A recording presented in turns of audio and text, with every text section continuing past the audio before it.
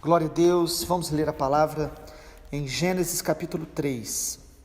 A serpente era o mais astuto de todos os animais selvagens que o Senhor havia feito. Certa vez, ela perguntou à mulher: Deus realmente disse que vocês não devem comer do fruto de nenhuma das árvores do jardim? Podemos comer do fruto das árvores do jardim, respondeu a mulher. É só do fruto da árvore que está no meio do jardim que não podemos comer. Deus disse: não comam e nem sequer toquem no fruto daquela árvore. Se o fizerem, morrerão. É claro que vocês não morrerão, a serpente respondeu a mulher. Deus sabe que no momento que comerem do fruto, os seus olhos se abrirão e, como Deus, conhecerão o bem e o mal. A mulher viu que a árvore era linda e que seu fruto parecia delicioso e desejou a sabedoria que ele lhe daria. Assim tomou do fruto e o comeu. Depois deu ao marido que estava com ela e ele também comeu. Naquele momento seus olhos se abriram e eles perceberam que estavam nus. Por isso costuraram folhas de figueira umas às outras para se cobrirem. Quando soprava a brisa do entardecer, o homem e sua mulher ouviram o Senhor Deus caminhando pelo jardim e se esconderam dele entre as árvores. Então o Senhor Deus chamou o homem e perguntou: onde você está? Ele respondeu: ouvi que estavas andando pelo jardim e me escondi. Tive medo, pois eu estava nu. Quem lhe disse que você estava nu? Perguntou Deus. Você comeu do fruto da árvore que eu lhe ordenei que não comesse? O homem respondeu: foi a mulher que me deste. Ela me ofereceu do fruto e eu comi. Então o Senhor Deus perguntou à mulher: o que foi que você fez? A serpente me enganou, respondeu a mulher. Foi por isso que comi do fruto. Então o Senhor Deus disse à serpente: uma vez que fez isso, maldita é você entre todos os animais domésticos e selvagens. Você se arrastará sobre o próprio ventre, rastejará no pó enquanto viver. Farei que haja inimizade entre você e a mulher, e entre a sua descendência e o descendente dela. Ele lhe ferirá a cabeça, você lhe ferirá o calcanhar. A mulher, ele disse: farei mais intensas as dores da sua gravidez, e com dor você dará à luz. E o seu desejo será para seu marido, e ele a dominará. E ao homem ele disse: uma vez que você deu ouvidos à sua mulher, e comeu da árvore cujo fruto ordenei que não comesse, maldita é a terra por sua causa, por toda a vida. Terá muito trabalho para tirar da terra seu sustento. A terra produzirá espinhos e ervas daninhas, mas você comerá dos seus frutos e grãos. Com o suor do rosto você obterá alimento até que volte à terra da qual foi formado, pois você foi feito do pó e ao pó voltará. O homem Adão deu à sua mulher o nome de Eva, pois ela seria a mãe de toda a humanidade, e o Senhor Deus fez roupas de peles de animais para Adão e sua mulher. Então o Senhor Deus disse: vejam agora, os seres humanos se tornaram semelhantes a nós, pois conhecem o bem e o mal. Se eles tomarem do fruto da árvore da vida e dele comerem, viverão para sempre. Para impedir que isso acontecesse, o Senhor Deus os expulsou do jardim do Éden e Adão passou a cultivar a terra da qual tinha sido formado.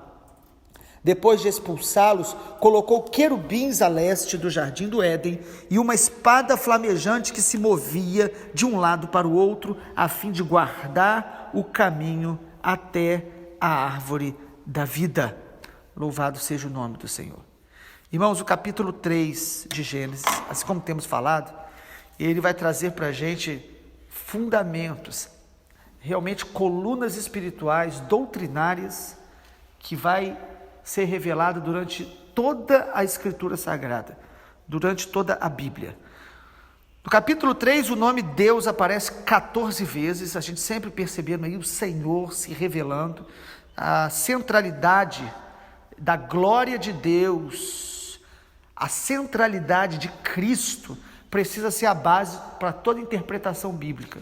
Precisamos ler Gênesis de forma cristocêntrica. Então aqui mostra o nome do Senhor, a glória de Deus, aí 14 vezes sendo mencionado.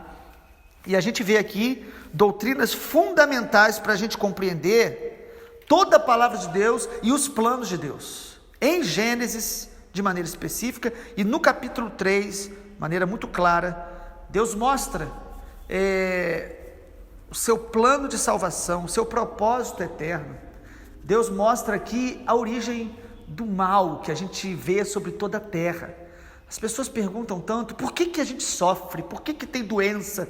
Por que os homens se matam? Por que há tanta coisa ruim? Irmãos, Gênesis capítulo 3 nos mostra a origem do pecado, as consequências do pecado e a restauração de Deus e sua promessa de salvação. Então esses 3 fundamentos bíblicos estão em Gênesis 3. Origem do pecado, consequências do pecado e a restauração de Deus e sua promessa do Messias. Essas 3 realidades. Então, primeiro, a origem do pecado. Perceba que começa o capítulo 3 falando da serpente, aí o símbolo de Satanás. Lá, tanto nas cartas de Paulo como em Apocalipse, Satanás ele é descrito como a antiga serpente que enganou Eva. Então Satanás aparece aqui, percebemos então que ele já tinha caído antes da criação do homem. É um debate muito grande às vezes sobre isso, mas tanto Isaías quanto Ezequiel e lá em Apocalipse fala da queda de Satanás, do diabo. Ele era um querubim ungido, a Bíblia fala uma posição assim especial no céu, mas ele se rebela contra Deus, assim que é descrito por ele querer ser como Deus, se achar acima, pensando que poderia estar acima de Deus, e Deus o lança, o expulsa do céu, e com ele 1/3 dos anjos que também se rebelaram. Aqui então Satanás aparece como esse ser astuto, como esse ser que se aproxima da mulher. É interessante que ele lança a sua palavra de engano sobre a mulher de maneira específica, e ele começa com uma pergunta, colocando dúvida. Versículo de número 1, você percebe ele perguntando, né? Deus realmente disse que você não deve comer do fruto de nenhuma das árvores do jardim? Irmãos, Deus disse que eles poderiam comer de tudo, menos de uma, que simbolizava ali o limite de Deus, simbolizava ali Deus mostrando que o homem tinha uma escolha: amá-lo, adorá-lo por amor a ele, por uma decisão voluntária. Deus criou cada um de nós como filhos para adorá-lo, amá-lo, buscá-lo de forma voluntária. Então aquela árvore simbolizava a condição do homem de decidir, de escolher, adorar, andar com Deus. E aí o diabo pega uma exceção, que era a árvore do conhecimento do bem e do mal, a única que eles não poderiam comer, e transforma numa regra, como se Deus estivesse proibindo tudo. Irmãos, aqui nós vemos a raiz de toda tentação. Toda tentação tem uma distorção da palavra de Deus. Satanás vai tentar distorcer a palavra de Deus no nosso entendimento, na nossa percepção. Ele vai tentar nos fazer duvidar do que Deus falou, duvidar das consequências da desobediência. Satanás diz: certamente você não morrerá. Deus falou que vai morrer. O pecado, Romanos 3:23, Romanos 6:23, os dois textos dizem: o salário do pecado é a morte, Romanos 6:23, mas o dom gratuito de Deus é a vida eterna. Romanos 3:23 diz que todos pecaram e carecem ou estão destituídos da glória de Deus. Então Deus diz que vai morrer, o pecado mata. Por quê? Morte significa separação. Então Deus falou: se você pecar, você vai morrer, você vai ser separado de mim, separado de Deus, da vontade de Deus, da intimidade com Deus, da comunhão com Deus. Mas o pecado nasce, irmãos, da tentação que o diabo lança no coração de Eva. E a tentação envolvia distorcer a palavra, envolvia despertar o desejo do homem de ser como Deus.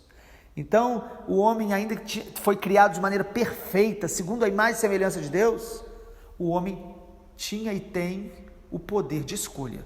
E Satanás lança sobre Eva essa possibilidade, dizendo: se você comer, você vai ser como Deus. Ou seja, Deus está proibindo porque Deus está escondendo algo. Deus está querendo que você não tenha uma experiência, um prazer, algo que vai te tornar igual a Ele. Ou seja, a mesma tentação que nasceu no coração de Satanás, quando ele estava diante do Senhor, vivendo no céu, na presença de Deus, ele lança no coração do homem. E é interessante porque a árvore do conhecimento, então, do bem e do mal, simbolizava justamente isso. O que Deus queria dizer para Adão e Eva com aquela árvore era o seguinte: eu dei a vocês um jardim perfeito, eu estou com vocês, mas o mal vai rondá-lo.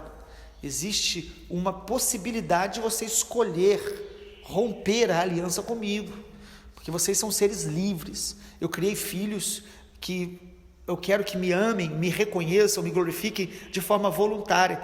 Então Satanás estava ali rondando o jardim, rondando a terra, e a Bíblia mostra então que ele despertou justamente o homem, ou a mulher inicialmente,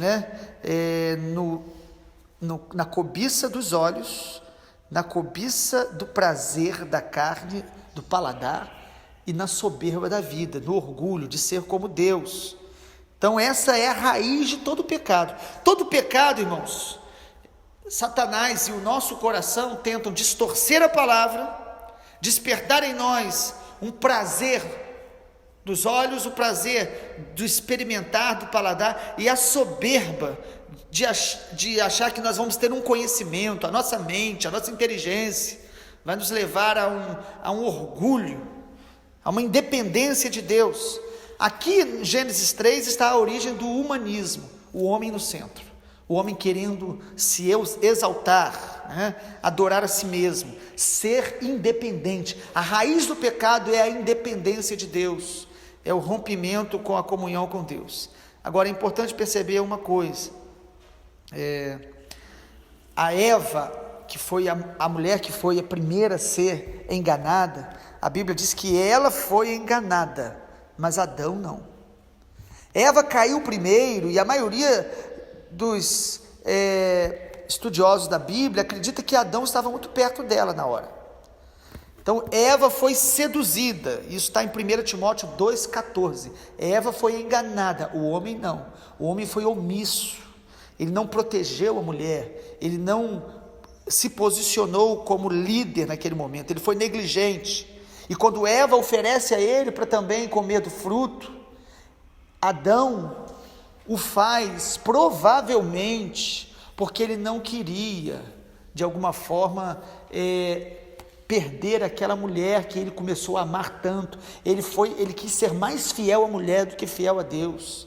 Ele colocou o relacionamento dele com a sua mulher, ou seja, ele quis agradar a mulher mais do que agradar a Deus. Sabe, irmãos, são temas muito, às vezes, profundos, e nós estamos apenas compartilhando possibilidades que o texto nos dá, mas a verdade maior e clara, bíblica, é que o pecado nasce da investida de Satanás e despertando no homem um desejo de ser independente, de romper a sua aliança com Deus. Eva foi enganada, Adão foi negligente, e o pecado ele entra sobretudo através de Adão, porque ele era a autoridade constituída por Deus no relacionamento familiar. Então, em segundo lugar, além da origem do pecado aqui, nessa ação de Satanás e nessa escolha do homem de usar a sua capacidade de decisão para desobedecer a Deus e a palavra de Deus, além da origem do pecado, Gênesis 3 fala sobre as consequências do pecado. Deus disse que morreria, e Adão e Eva, no exato momento que comem do fruto, eles morrem, sim, morrem. Muitas pessoas leem o texto e dizem: ué, mas eles não morreram. Morreram sim, morreram espiritualmente.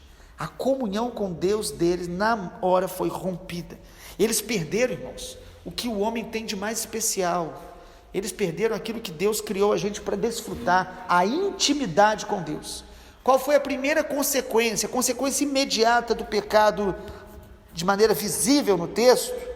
O texto diz que eles viram que estavam nus.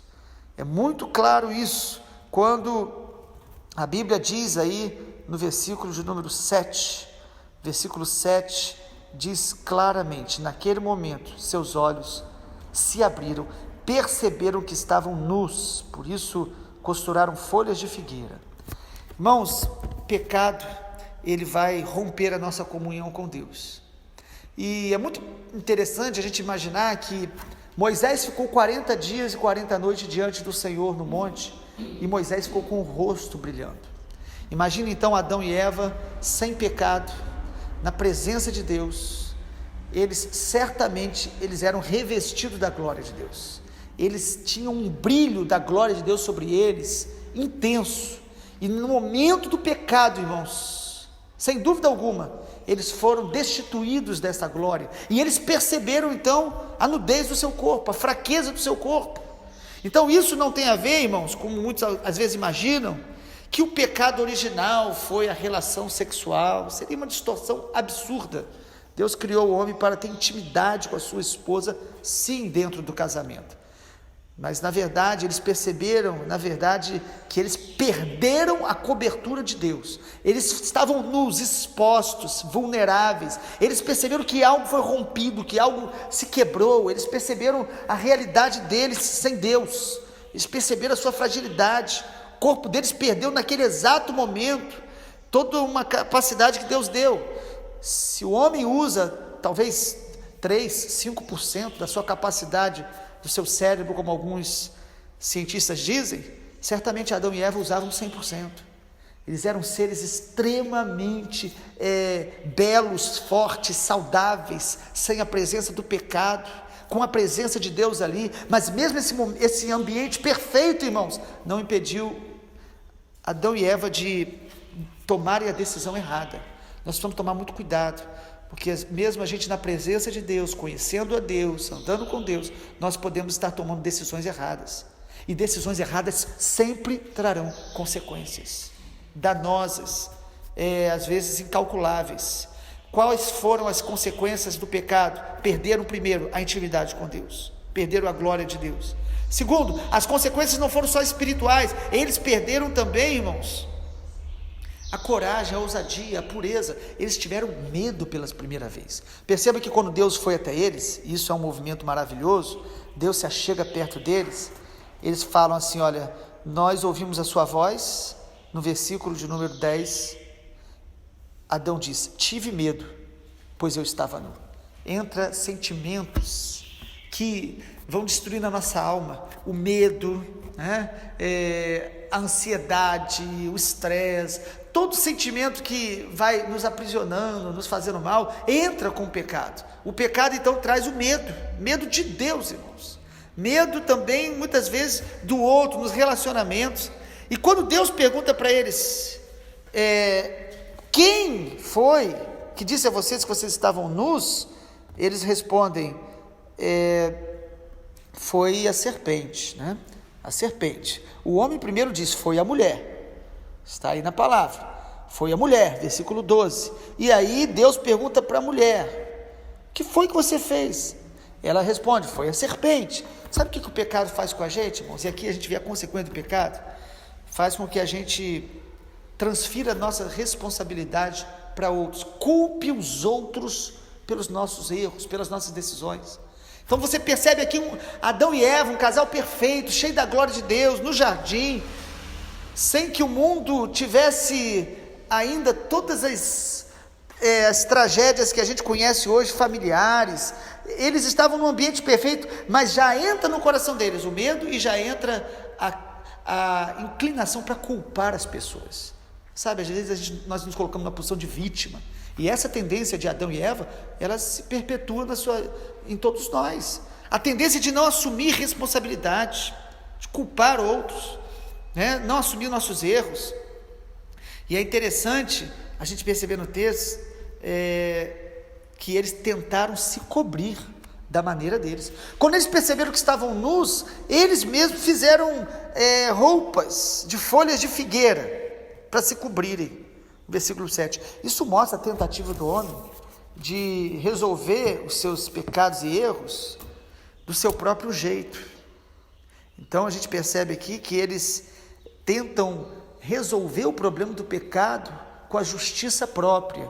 Isso aqui é um símbolo da religiosidade. Pessoas que acham que boas obras, ativismo, fazer as coisas, vai cobrir os seus pecados, vai trazer salvação, e não é essa a maneira de Deus de resolver o problema do pecado na nossa vida.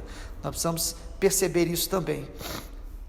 Então a gente percebe as consequências do pecado quando Deus diz para Adão: a partir de agora você vai trabalhar e vai se cansar, com cansaço você vai trabalhar. O trabalho é uma bênção, mas o cansaço, o esgotamento, fruto do trabalho na nossa vida é consequência do pecado, desgaste que a gente sente no final do dia. A mulher é a mesma coisa. Deus falou: você vai dar à luz com dores que vão aumentar, você vai ter mais sofrimento para dar à luz, você vai ter muito sofrimento. Então o pecado, ele traz consequências físicas, consequências emocionais, consequências no relacionamento conjugal, um começa a culpar o outro, consequências espirituais acima de tudo, separação de Deus, e a gente percebe também em Gênesis 3, tudo isso está aí, que Deus diz: olha, a partir de agora o seu desejo, fala para a mulher, será submisso ao seu marido.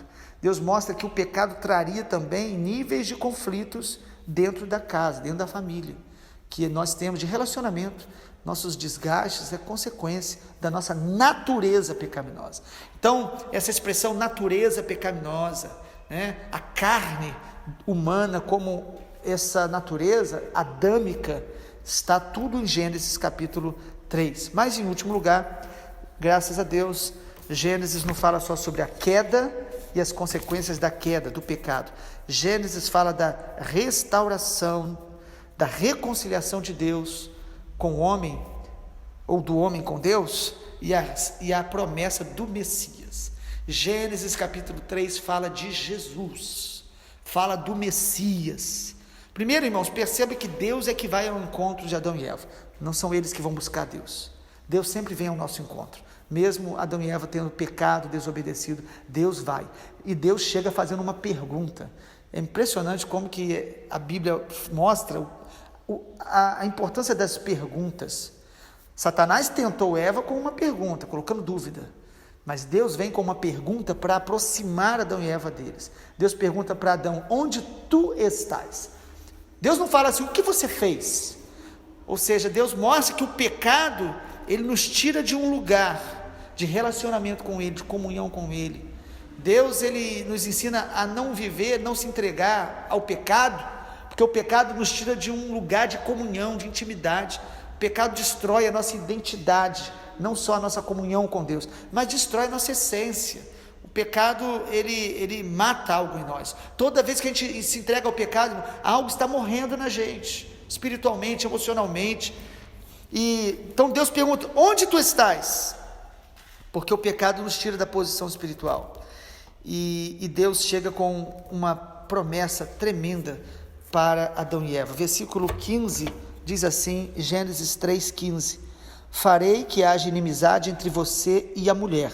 Deus está falando para Satanás, para a serpente, e entre a sua descendência e o descendente dela. E aí Deus diz: ele, ou seja, o descendente da mulher, lhe ferirá a cabeça, e você, Satanás, lhe ferirá o calcanhar. Deus mostra então que um descendente da mulher, e aqui está falando do Messias, de Jesus, é chamado do proto-evangelho, o evangelho original, aqui sendo pregado. Deus está dizendo: eu trarei um descendente da mulher, ou seja, nascerá de uma mulher, trarei, e ele vai derrotar Satanás, ele vai esmagar a cabeça de Satanás, ele vai ser ferido. Sim, porque ele levou sobre si os nossos pecados, as nossas culpas, mas ele vai destruir as obras do diabo. E por que nascido de uma mulher? Porque a terra foi dada aos filhos dos homens. A Bíblia diz que a terra foi dada aos homens. Então, para vencer Satanás, para reconciliar o homem novamente com Deus, para recuperar a autoridade que o homem perdeu quando ele peca, teria que ser um outro homem, mas teria que ser um homem perfeito. E quando Adão e Eva pecam, todos os seus descendentes são contaminados. Como então o homem agora voltaria a ter comunhão com Deus, restauraria a sua intimidade com Deus? Deus está prometendo aqui: eu enviarei um homem, mas ele não será um homem comum, ele nascerá da mulher, mas ele será gerado pelo Espírito Santo. Ou seja, Deus já está aqui dizendo: o meu filho se tornará um homem, e ele vai vencer Satanás, e ele vai dar a vida para que a humanidade tenha restauração, reconciliação e possa andar na minha presença. Só há salvação em Cristo Jesus. Então no versículo 15 a promessa de Deus é: o descendente da mulher derrotará Satanás. No versículo 21, Deus veste o casal com peles de animais. Deus então diz: vocês não vão se cobrir com folhas que vocês mesmos fizeram, vocês vão ser cobertos por mim. A pele de animais aqui, irmãos, nunca tinha, não havia morte de animais. Deus derrama o primeiro sangue sobre a face da terra, mostrando aqui simbolicamente que um dia o Cordeiro de Deus seria morto, Jesus, o Filho de Deus, e nós seríamos cobertos novamente pelo sangue de Jesus, pela graça de Deus, pelo poder da graça de Jesus. Deus mostra aqui que o homem não pode, através de boas obras, de religião, ser salvo, mas a salvação vem através da fé no Cordeiro que morreu em nosso lugar, no sangue de Jesus que nos purifica de todo pecado. E no versículo 24, Deus, concluindo o capítulo 3, ele afasta o homem do jardim do Éden, afasta o casal do jardim do Éden, e ele coloca ali uma proteção espiritual para que eles não voltassem para ali. O texto fala de um querubim, um tipo de anjo. Querube é um anjo que guarda um território, um lugar, um querubim com uma espada flamejante, para que Adão e Eva não voltassem para o jardim e comessem da árvore da vida, porque em Gênesis nos mostra no capítulo 2 que existiam duas árvores especiais. Havia muitas árvores para eles comerem de tudo, mas havia uma que era a árvore da vida, que simboliza a presença de Deus, a glória de Deus, a comunhão com Deus.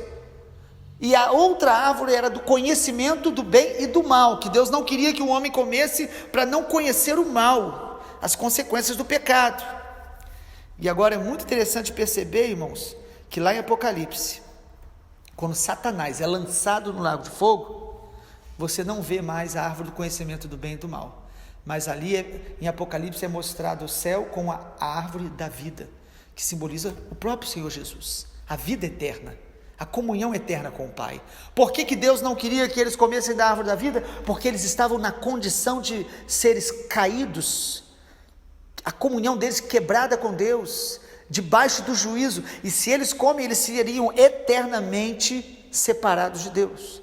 Então Deus aqui apenas mostra o seu cuidado, o seu amor e o seu desejo. Amado, o propósito de Deus, o plano eterno de Deus é salvar a todo homem através do sangue de Jesus, através da fé no Cordeiro, através da comunhão com Deus. E é importante perceber, aqui não aparece, mas em Apocalipse e outros textos do Novo Testamento mostra que Jesus morreu antes da fundação do mundo, antes de Deus criar o mundo.